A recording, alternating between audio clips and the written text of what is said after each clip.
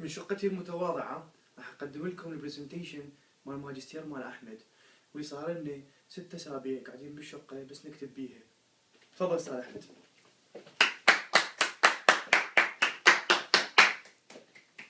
شكرا. ما هسه شنو التايمينج انضرب بيه لانه اول دقيقتين راحت قد صار؟ يشتغل. اوكي. مش قد بفهمني ما لازم احسب 15 دقيقة. هاي 30 سكند يا معود يقول 30 سكند؟ طبعا. يلا اوكي خلص دقيقة نضرب لنا استكان شاي. شلون؟ مع صفر خذ دقيقة كاملة، متى بدقيقة تعطيني خبر. اوكي 45 46 7 8 9 50 1 2 3 4 5 6 7 8 9 go. Okay, good morning all. Today we shall talk about the dissertation, which is the title of the dissertation for today is an in-depth review of in-depth review for 3G and 4G cellular system, LTE advanced performance requirements and main characteristics and network architecture.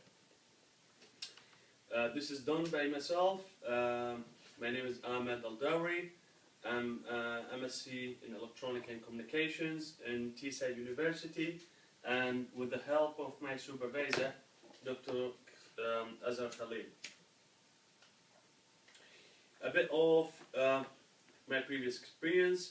I shall go fast with it.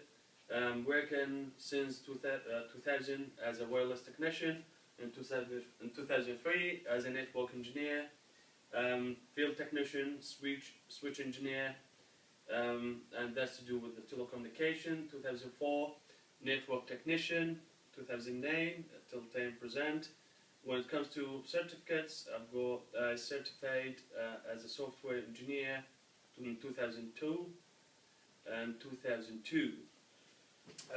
CCNA 2005, wireless installation and satellite communications, and the ABG 40, programming and installation 2006, and there's something to do with Ericsson EXE switching. Postgraduate for the time being since 2011 in the School of Science and Engineering. Okay, as I mentioned previously, we shall talk today about an in-depth review of 3G and 4G cellular system.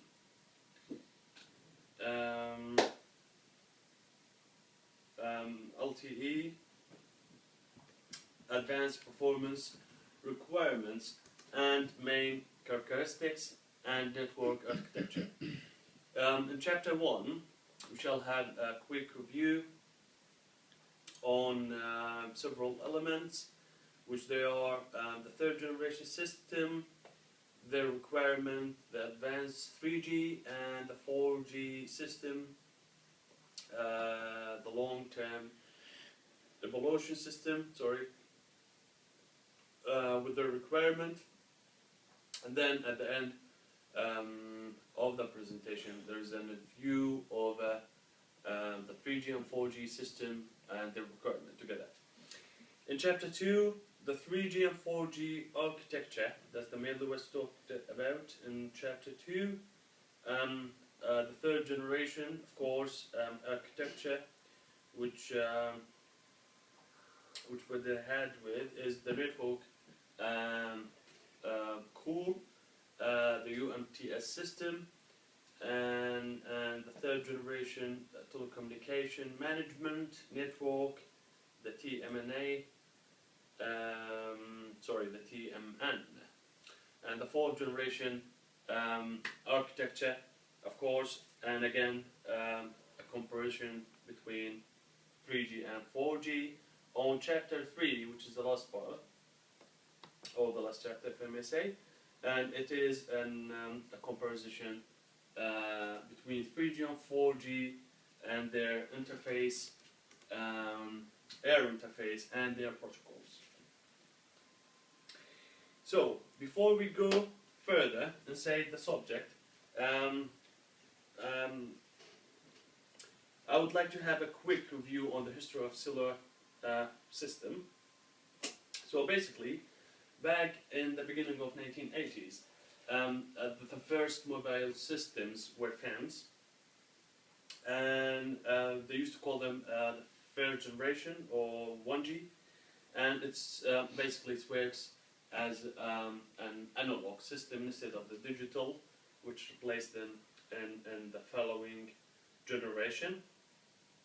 And it was really expensive to use, as being used only by business users. Sorry, system cell were really large in terms of their equipment, and it wasn't that efficient.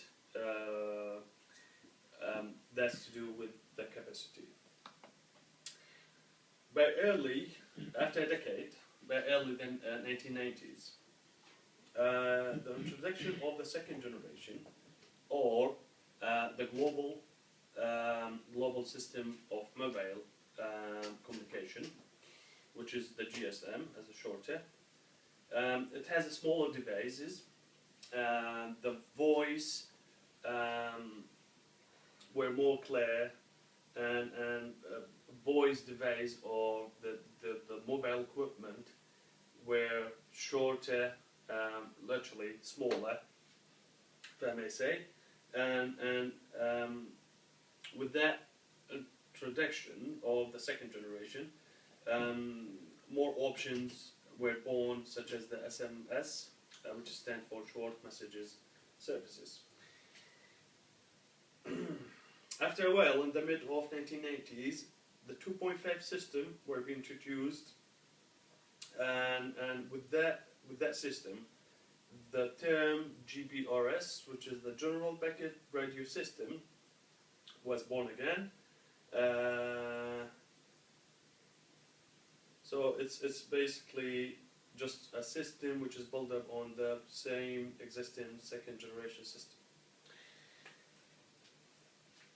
Again, with the second system development, which is what they used to call the 2.75 system, which is built up on the core of the second generation by adding enhancement of some equipment. They call it the evaluation enhanced data rate for GSM evolution. That's the one. More improvement to the second system to meet rapidly growing of data rates. So that's the main reason of the enhanced second generation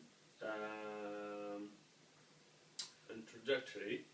So basically, it's to meet the high requirement for data exchange.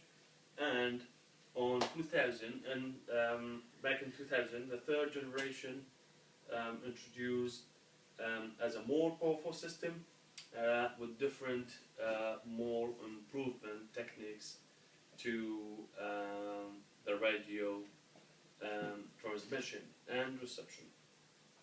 3.5, of course, in mid of 2000s, 2005 to be more particular, where an extra optimization were included to the air interface to increase the average rate user data download and upload.